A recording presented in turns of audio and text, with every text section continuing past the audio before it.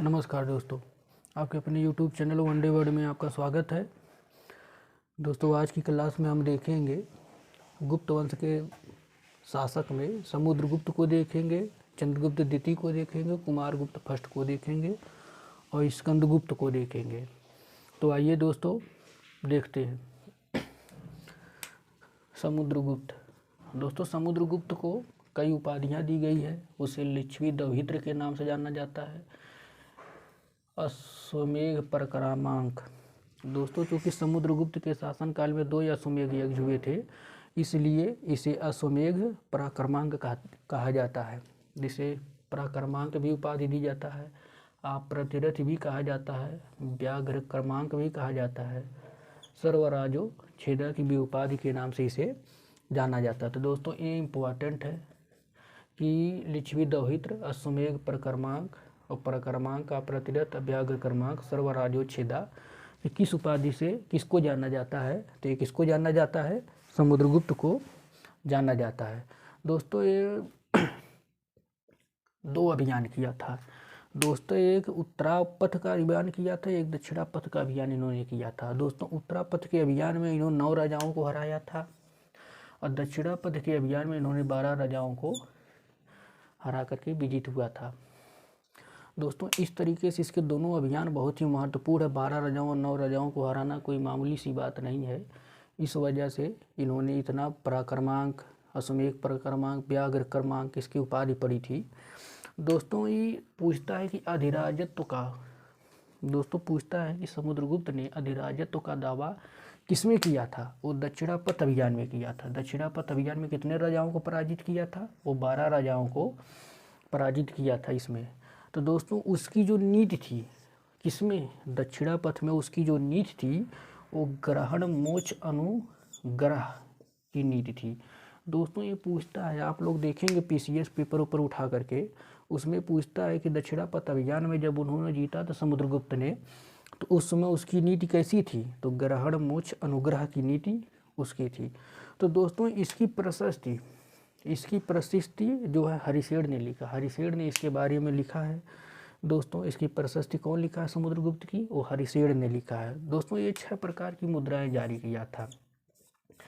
सिक्कों पर वो बीड़ा बजाते हुए दिखाया गया है। दोस्तों, ये 6 प्रकार की मुद्राएं जारी किया था और सिक्कों पर इसे बीड़ा हुए बजाते हुए भी दिखाया गया है। किसे दिखाया गया? समुद्रगुप्त को दिखाया गया है। दोस्तों, समुद्रगुप्त के बाद आता है रामगुप्त। दोस्तों, रामगुप्त को लेकर बहुत ही इतिहास में संदिग्ध है कि रामगुप्त नाम का कोई शासक हुआ या ना हुआ। इस वजह से इसका आपको कहीं नहीं मिलता, संदिग्ध है।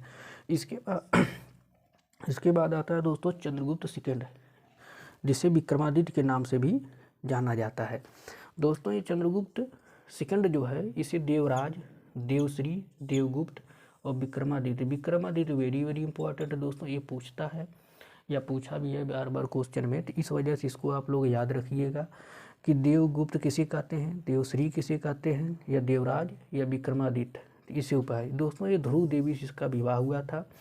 अब पुत्री प्रभावती का विवाह वकाटक नरेश रुद्रसेन द्वितीय से हुआ था। दोस्तों, ये अपनी पुत्री विवाह प्रभावती जो थी, चंद्रगुप्त सेकंड की जो पुत्री थी प्रभावती, उसका विवाह वकाटक नरेश रुद्रसेन सेकंड से किया था। दोस्तों, ये भी पूछता है कि प्रभावती का विवाह किससे हुआ था? वो रुद्रसेन सेकंड से हुआ था। प्रभावती कौन थी? और चंद्रगुप्त सेकंड की बेटी थी। दोस्तों, इसी के शासनकाल में यात्रा पर फाह्यान आ जाता था। ये भी पूछता है दोस्तों, प्रीवियस ईयर में पूछ चुका है कि फाह्यान किसके शासनकाल में आया था? तो वो आया था चंद्रगुप्त सेकंड के शासनकाल में। फाह्यान भारत में 14 वर्ष दोस्तों रहा। फाह्यान दोस्तों ये 14 वर्ष शासन रहा। दोस्तों, चंद्रगुप्त मौर्य के शासनकाल में फाह्यान आया था और 14 वर्ष भारत में रहा इन्होंने। दोस्तों, इसके बाद जो शासन इसका आता है इस तरीके से। दोस्तों देखिए, चंद्रगुप्त सेकंड के बारे में हम दोस्तों ज़्यादा नहीं पढ़ाए हैं, इतना ही पूछने लायक था बिहार पीसीएस में। बिहार पीसीएस के दृष्टिकोण से इतना इम्पॉर्टेंट है, इस वजह से दोस्तों इतना पढ़ाए हैं। आइए जब देखते हैं कुमारगुप्त फर्स्ट। दोस्तों, कुमारगुप्त फर्स्ट की जानकारी जो इनकी कुमारगुप्त फर्स्ट की जानकारी है वो मंदसौर अभिलेख से प्राप्त होती है कि कुमारगुप्त नाम से कोई शासक था।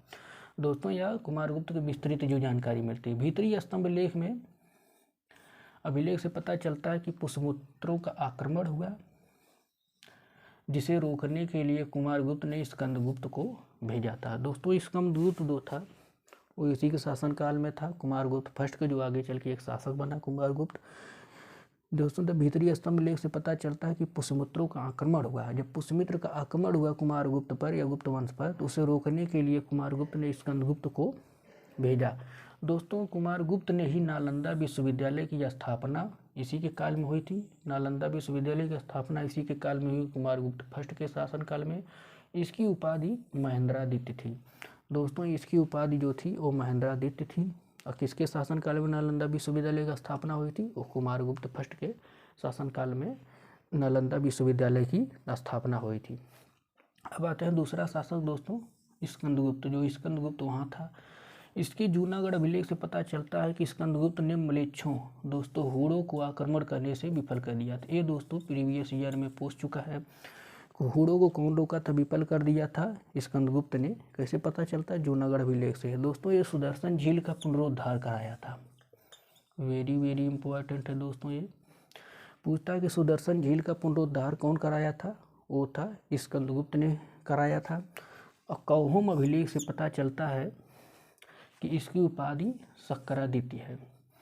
इसे सक्रादित्य ने कौहम मिले कहीं कहीं दोस्तों ह्वेनसांग भी मिलता है कि कौन ह्वेनसांग ने उपाधि से सक्रादित्य ने दिया था। कौहम अभिलेख मेन इंपॉर्टेंट है, या ह्वेनसांग भी याद रखिएगा। कौहम अभिलेख उपाधि पता चलता है कि इसकी नाम सक्रादित्य है। दोस्तों इस वंश का अंतिम शासक जो था वो विष्णुगुप्त था, जिसने मगध पर शासन किया। इसी के साथ ही गुप्त वंश का अंत हो गया। दोस्तों ये पूछता अंतिम शासक कौन था गुप्त वंश का? वो विष्णुगुप्त था। इस वजह से हमने देख लिया दोस्तों गुप्त वंश में जो मेन शासक थे, जो इम्पोर्टेंट थे, जो बिहार में केवल पूछने लायक है, उसको पढ़ाया गया है। बिहार के मेंशन जो कर रखा है उसके सिलेबस में, उसको यहाँ हमने पढ़ा दिया। तो दोस्तों आइए एक बार फिर से रिवीजन कर लेते हैं। समुद्रगुप्त दोस्तों इसे लिच्छवी दभित्र अश्वमेध प्रकर्मांक अप्रतिरथ व्याघ्र क्रमांक के नाम से जाना जाता है। दोस्तों इन्होंने दक्षिणापथ और उत्तरापथ का अभियान किया। दक्षिणापथ में इन्होंने 12 राजाओं को हराया और उत्तरापथ में 9 राजाओं को हराकर अपने विजित हुआ। दोस्तों अधिराजत्व का इन्होंने दावा किया था दक्षिणापथ के अभियान में। ये वेरी वेरी इंपॉर्टेंट है दोस्तों। दक्षिणापथ के अभियान में कौन दक्षिणापथ अभियान में अधिराजत्व का दावा किया था? वो तो समुद्रगुप्त ने किया था। समुद्रगुप्त यानी उसकी नीति दोस्तों ग्रहण मोच अनुग्रह की थी। ये 6 प्रकार की मुद्राएं जारी किया। सिक्कों पर बीड़ा बजाते हुए इसे दिखाया गया है। इसके बाद दोस्तों इन्होंने हरिसेठ, इसकी जो प्रशस्ति लिखा है वो हरिसेठ ने लिखा है दोस्तों। और दोस्तों रामगुप्त की जो ऐतिहासिकता है वो संदिग्ध है कि है या नहीं शासक। इसके बाद आता है चंद्रगुप्त सेकंड शासनकाल। इसके देवराज देवश्री देवगुप्त के नाम से जाना जाता है। इसे विक्रमादित्य के नाम से भी जाना जाता है। इसका विवाह ध्रुव देवी से हुआ था। इसकी बेटी का नाम प्रभावती था। प्रभावती का विवाह जो था वह काटक नरेश रुद्रसेन सेकंड से हुआ था। दोस्तों फाहियान इसी के शासनकाल में आया था, जो 14 वर्ष भारत में रहा। इसके बाद कुमारगुप्त फर्स्ट आता है। दोस्तों मंदसौर अभिलेख में विस्तृत जानकारी इसकी मिलती है। दोस्तों भीतरी स्तंभ अभिलेख से हमें पता चलता है कि पुष्यमित्रों का आक्रमण होता है गुप्त वंश पे, जिसे रोकने के लिए कुमारगुप्त ने स्कंदगुप्त को भेजता है। स्कंदगुप्त ने इसे रोक लिया। इसी शासनकाल में दोस्तों नालंदा विश्वविद्यालय की स्थापना होती है। इसकी उपाधि महेंद्रादित्य के नाम से इसे जाना जाता है कुमारगुप्त फर्स्ट को। इसके बाद आता है स्कंदगुप्त सर जूनागढ़ अभिलेख में पता चलता है कि स्कंदगुप्त ने मलेच्छों हुड़ों को आक्रमण को विफल कर दिया था। सुदर्शन झील का पुनरुद्धार कौन कराया था दोस्तों? ये था स्कंदगुप्त। कौहम अभिलेख या ह्वेनसांग ने इसके उपाधि दिया सक्रादित्य। कौहम अभिलेख से पता चलता है कि इसकी उपाधि सक्रादित्य थी, या ह्वेनसांग ने भी बताया कि इसे सक्रादित्य के नाम से जिसे जाना जाता है वो स्कंदगुप्त ही है। दोस्तों गुप्त वंश का अंतिम शासक विष्णुगुप्त था, जिसने मगध पर शासन किया। और इसी के साथ ही गुप्त वंश का अंत हो गया। तो दोस्तों कल देखेंगे हम पाल वंश। दोस्तों पाल वंश जो कि बिहार के दृष्टिकोण से बहुदृष्टि महावीर है।